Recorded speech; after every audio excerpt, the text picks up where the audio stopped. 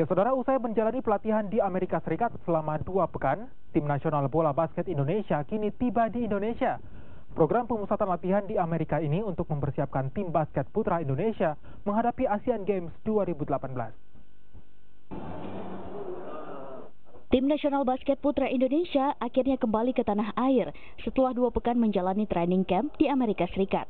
Timnas basket putra menjalani rangkaian program pemusatan latihan di negeri Paman Sam demi tampil optimal pada Asian Games 2018. Selama di Amerika Serikat, timnas Indonesia telah melakoni 4 kali pertandingan uji coba dengan skuad Impact Ball.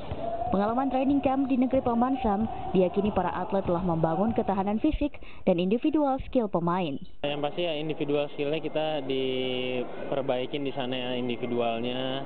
Lebih ke individual skill sih di sana tuh, sama skill defense, skill offense, terus badannya juga, cara jaga makan gimana, pokoknya lebih ke individual sih.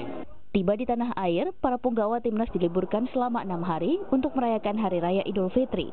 Para atlet mengaku mendapat tugas khusus, menjaga kondisi serta pola makan sebelum kembali berlatih di Pelatnas pada 19 Juni nanti. Kondisinya nggak boleh turun, jadi kita libur ini pun nggak boleh santai-santai, harus tetap jaga kondisi. Ya paling istirahat bagus, terus makan bagus, makan jaga, soalnya kalau Lebaran kan makanan cukup